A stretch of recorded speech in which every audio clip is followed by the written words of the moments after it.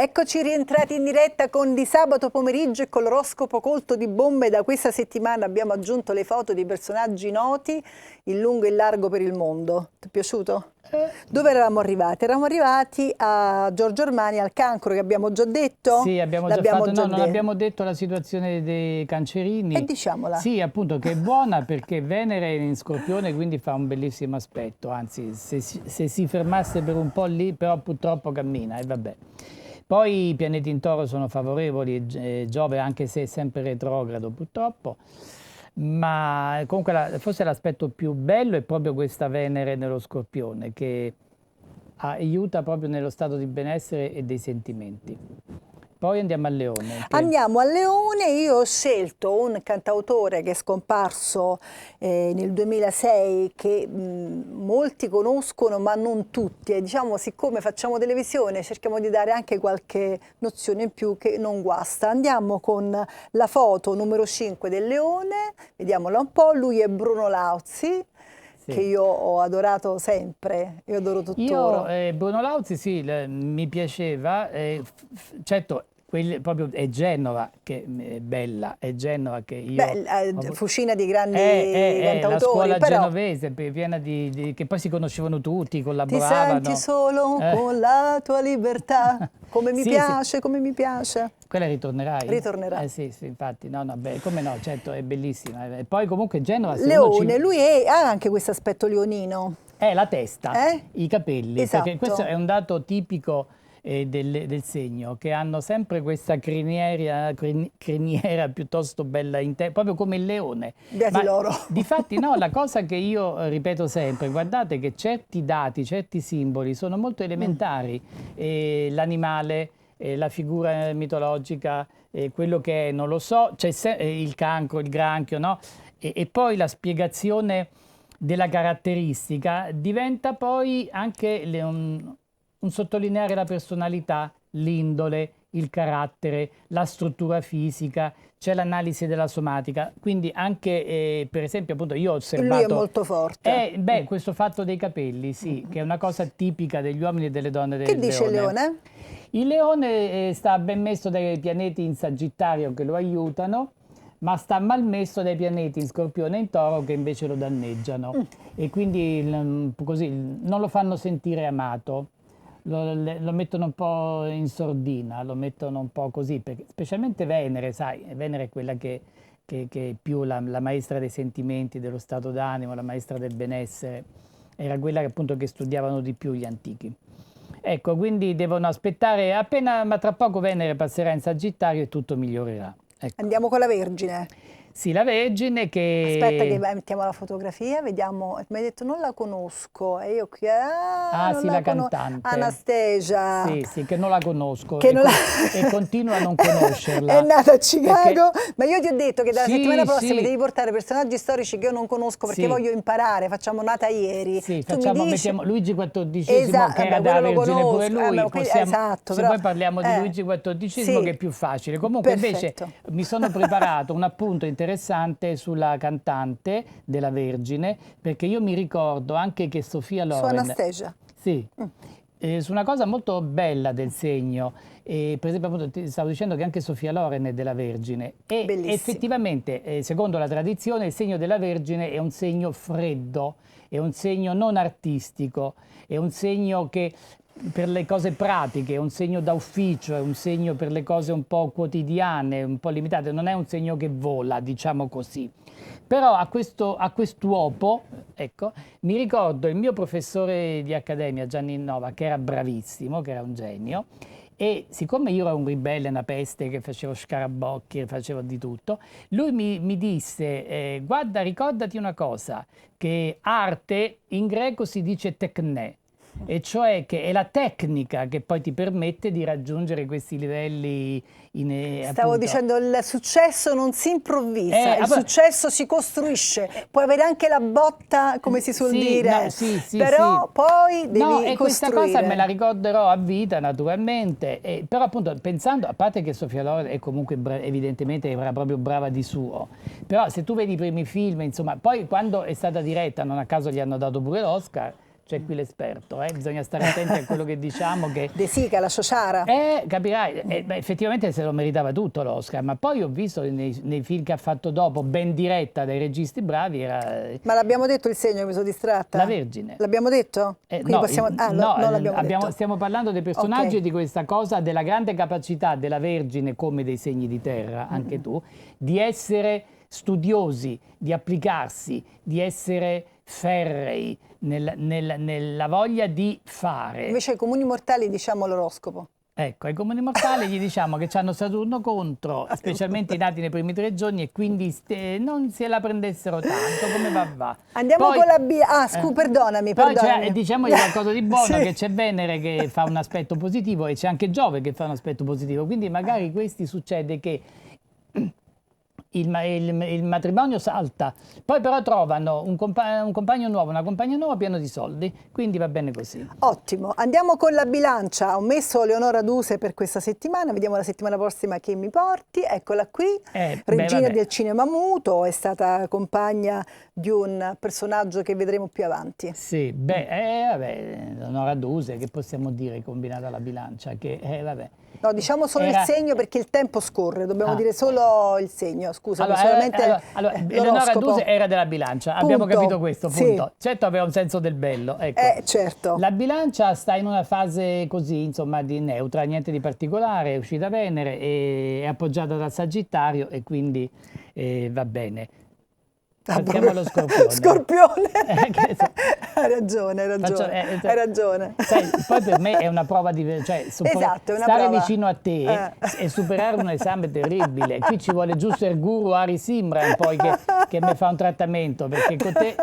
Andiamo con la foto dello Scorpione. Chi hai messo? Monica Vitti. Ah, ecco, sì, lei è uno Scorpione abbastanza... Lei l'ha detto tante volte e si è autoraccontata parecchio. Era un personaggio molto particolare, questo me lo ricordo perché ho letto parecchie interviste, che ne dica Graziano Marraffa, che mi dà dell'ignorante. No, quindi... ma non è vero, assolutamente. No, perché ho fatto delle affermazioni al cinema, non puedo dire. Andiamo con... certo, un personaggio, innanzitutto è stata molto scorpiona quando ha interpretato i film di Antonioni, che lì veramente era una scorpiona, in quei film drammatici, angoscianti. Lì era veramente uno scorpione. Ma lo Scorpione di questa settimana come va? Va benissimo perché c'hanno Venere. Perfetto. Quindi stanno bene. Lo Scorpione sta bene, passiamo al Sagittario. Che... Ho messo un musicista, eccolo qui, ed è Ludwig van Beethoven. Ah, meno male che non hai messo i Maneskin. Che no, ne so. Maneskin sono 4, avrei dovuto trovare. No, perché vanno tanto di moda, so che sono al centro di belle discussioni. Ecco. Che dice il Sagittario di questa settimana? Beh, Beethoven era bravino, diciamo che esatto, è stato... sì. Il ragazzo è cresciuto bene. Il Sagittario di questa settimana adesso c'è il transito del Sole e di Marte, quindi sono galvanizzati, sono in piena attività sportiva, questo possiamo dire. Di Beethoven possiamo dire che avrà assorbito il più bello del Sagittario, cioè il lato spirituale, Giove e Nettuno, quindi, perché la sua musica ha raggiunto dei livelli...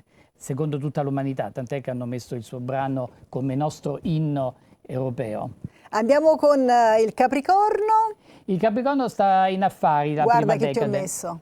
Ah, Martin Luther King. Beh, il senso... I have dream. Tu ce l'hai un sogno? Io sono pieno, guarda. Vabbè, allora... Scusa, io sono del segno della Luna, se non c'ho i sogni io non so chi ce l'ha. Che dice il Capricorno questa settimana? Il Capricorno sta bene, sta benissimo, sta benissimo. Non ha pianeti contro praticamente, vedo che non ha pianeti contro. E questa è una cosa bellissima, quindi possiamo andare avanti. Possono buttarsi, possono fare quello che vogliono. I nati nella prima decade gli sta passando e ripassando indietro Mercurio, quindi saranno attivissimi e pieni di spunti. Possiamo andare con l'Acquario, un altro cantautore genovese, amatissimo ancora oggi, Fabrizio De André.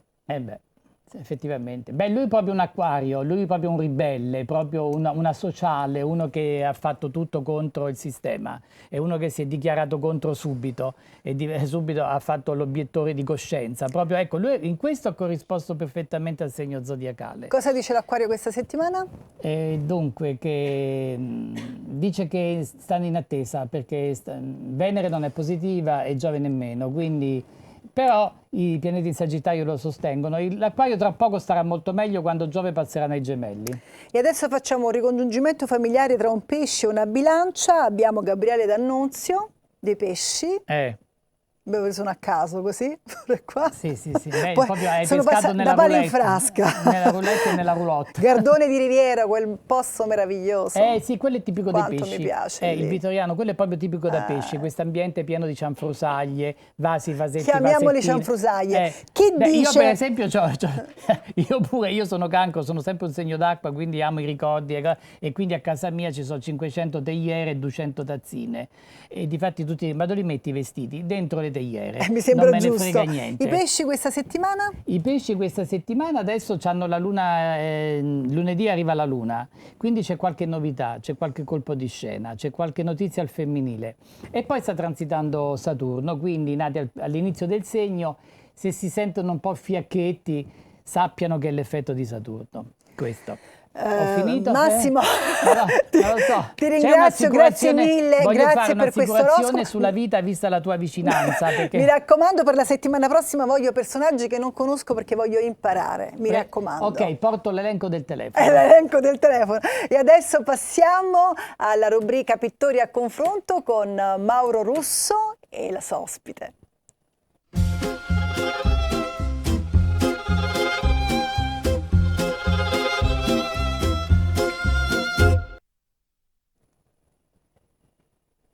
Cari amici, buon pomeriggio e benvenuti alla 13ª puntata di Pittori a confronto. Ecco, vorrei citare un artista del passato che è Edward Hopper, il pittore americano Edward Hopper, che diceva la pittura, l'opera è l'uomo. Le cose non nascono dal nulla. Ecco, su questa traccia ho il piacere di presentarvi Sandra Petreni, pittrice senese. Grazie per aver accettato il mio invito. Grazie Sandra, io ho avuto grande stupore a guardare le tue opere, a conoscerti qui a Roma, non a Siena, e quindi diciamolo pure, arrivi da Siena.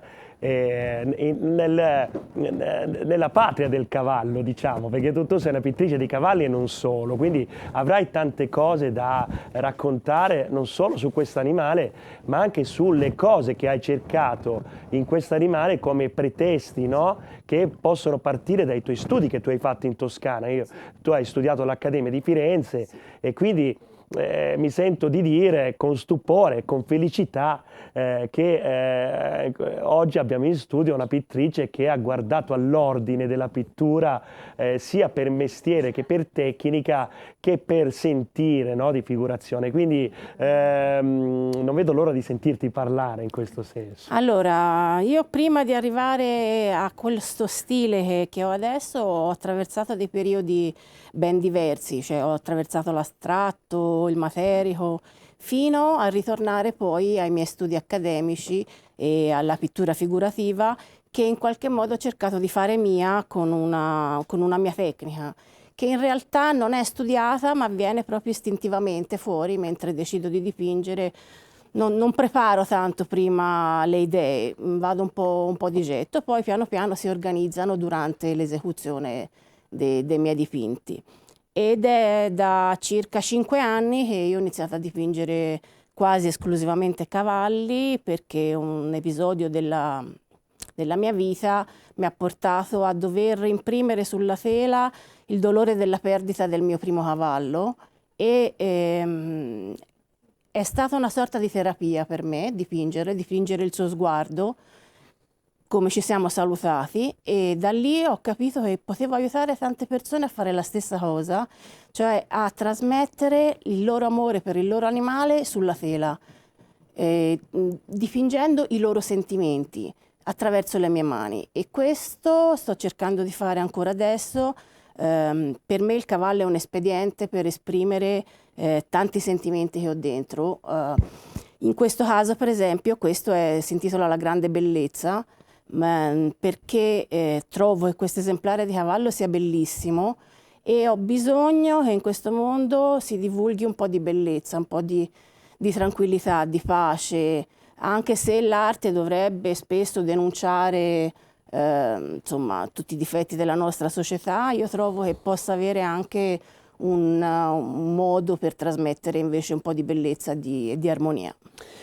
Sai Sandra, nelle nostre chiacchierate, perché diciamolo pure al pubblico da casa, prima di arrivare in studio con gli ospiti io generalmente parlo e mi confronto e pensavo delle cose nel tuo lavoro. Tu arrivi da una città che è Siena, che al di là della sua magnificenza è la città del cavallo per antonomasia, perché lì ci ha vissuto Simone Martini. Esatto. Ecco, ricordo nelle sale del Mappamondo, ecco che poi il palazzo storico Sì, un palazzo palazzo storico di pubblico. Siena, Guido Riccio da Fogliano, no? Forse è la figura più emblematica dell'uomo a cavallo e Esatto. si trova a Siena.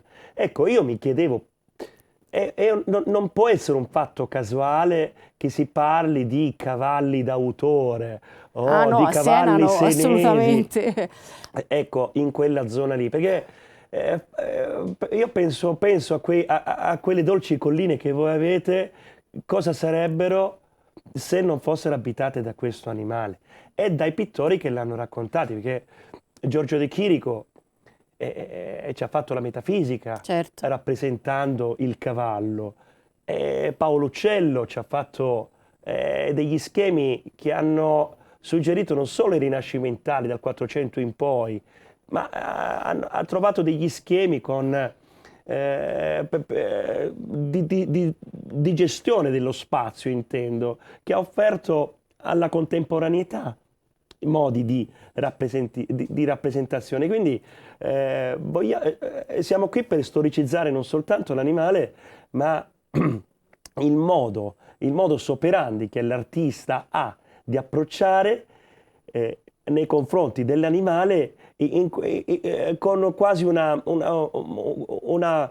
velata, un velato rispetto. Assolutamente, il Perché rispetto oggi sì. mi viene, sto giocando un po' sul filo del rasoio, perché il tuo non è soltanto un fatto tecnico, il tuo è un sentire la forma, ma anche il cuore, Assolutamente il sì. battito di Ma questo poi animale. la mia vita è tutto un concatenarsi di coincidenze, perché io ho iniziato ad andare a cavallo per colpa di un quadro che ho visto alla National Gallery di George Stubbs e naturalmente il giorno del mio 24esimo compleanno ho sognato e ho detto voglio imparare ad andare a cavallo. Da lì i cavalli sono entrati prepotentemente nella mia vita e poi dopo io già dipingevo per lavoro, è venuta normalmente la pittura appunto dei cavalli, l'arte equina. E non solo naturalmente, ma mi piace tanto, veramente sono una parte integrante della mia vita e del mio sentire, assolutamente. Ecco, a me capita generalmente di non dipingere questo animale, però sentendo voi senesi ultimamente, perché c'è uno scambio anche con altri, Sì, certo. con curatori d'arte che tu conosci, riferisco ad Elena Conti, che Con cui ci vedremo ho avuto a ottobre, sì. il piacere di conoscerla qui in una galleria a Roma, poi diremo perché, ma fatta avvicinare a questo animale. Anch'io mi sono approcciato dipingendo a mo' di scultura, Sì, insomma, perché subito quando mi sono rapportato con la superficie e il pretesto del cavallo, mi sono trovato in un bivio, no? O si rappresenta per quello che è nelle sue descrizioni, nella sua narrazione, oppure mi sono trovato immediatamente ad incontrarmi con artisti come Carlo Carrà esatto, ho o Mario visto, sì, Sironi, ecco, o Manzù per le fattezze per i plastiche. volumi, Quindi certo. devo dire che ecco, è una promessa che faccio a me, può nascere un ciclo di queste cose. Ecco, lo sto dicendo a me, ma sto rivolgendo una domanda a te, perché tu provieni da un sacco di diversi pretesti pittorici, l'hai detto anche tu prima, hai dipinto il materico, astratto, poi magari hai lavorato in modo che non eri del tutto consapevole di approcciare a No, questo no, modo di dipingere. Poi sei arrivata al ciclo, sì, perché il dipinto che a cavalletto oggi forse è la sublimazione, sì. tra virgolette, di quello che tu poi hai raggiunto in senso tecnico, no? Ecco, però se parliamo di cicli, come si fa poi a lavorare su più pezzi con un unico elemento? Ecco, devi avere un rapporto viscerale Sì, assolutamente. Ecco, raccontaci di questo pathos, no? Se vogliamo. Ma io sono veramente cresciuta insieme ai cavalli, per cui fanno parte proprio del mio essere. Io li dipingo con facilità perché so esattamente come sono fatti, so esattamente dove sono i loro muscoli e fanno parte di un modo della mia vita per esprimere le gioie, i sentimenti, per fare in modo che è una sorta di terapia. Cioè il rapporto con il cavallo e poi quello che mi piace tantissimo è che è un binomio, ci deve essere rispetto da entrambe le parti, per cui il rispetto è basilare in tutti i rapporti, che siano con gli animali o che siano con gli uomini o col mio lavoro, con la pittura. Per cui è un modo anche per educare me stessa e educare il mondo al rispetto. Ecco, io leggendo le tue qualità tecniche, no? I tuoi strumenti, ecco, trovo la dicitura olio alchitico, no? Ecco, spieghiamo al pubblico da casa in che cosa consiste questa stesura di pigmentazione che tu applichi alle superfici, perché io mi rivolgo al pubblico. L'opera che abbiamo a Cavalletto è di una plasticità e di una importanza quasi iperrealistica, no? Però non è una pittura iperrealista, perché a volte l'iperrealismo lo trovo terribilmente freddo. Sì. Tu non sei fredda, tu provieni da un qualcosa che risulta il vero vissuto che tu hai. Allora, devo dire che tu possiedi, insomma. Poi ti sei avvicinata a questa colorazione, insomma, che asciuga molto in fretta. Ecco, raccontaci di come tratti le superfici, no? Allora, per esempio, in tutte le mie varie tematiche, il fil rouge che lega i vari periodi sono il colore. Cioè io amo ho fatto iconografia russa, però tutto quello che rende riconoscibile la mia opera è il colore, l'uso del colore. E in questo caso ho usato per la prima volta l'olio alchidico perché mi sono riscontrata con un problema che è la fretta dei giorni moderni.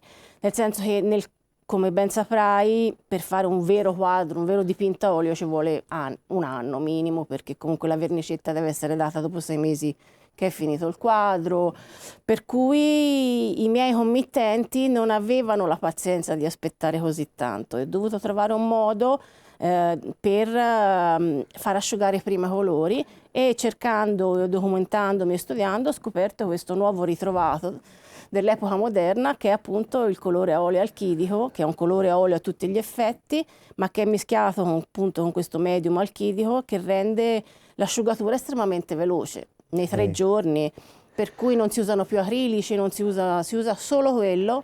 Ecco, intanto io voglio dire al pubblico da casa che abbiamo in corso un'esposizione a Roma, in Arte Gallery Gregorio VII, Cavalli, Spiriti indomabili. Spiriti indomabili tra Roma. Ciao.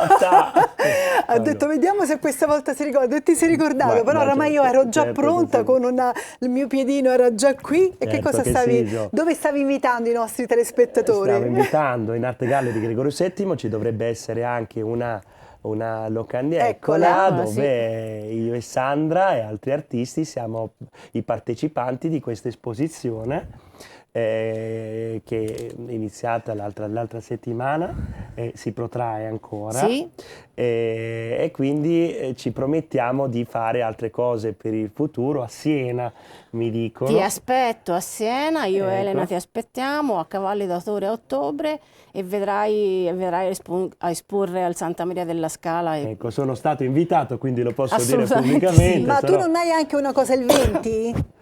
Il 20 lo puoi dire velocemente perché abbiamo proprio qualche secondo. Ho un live painting dove si esibirà una certa Gio Di Sarno. Ecco, lo vedi che me lo ricordavo.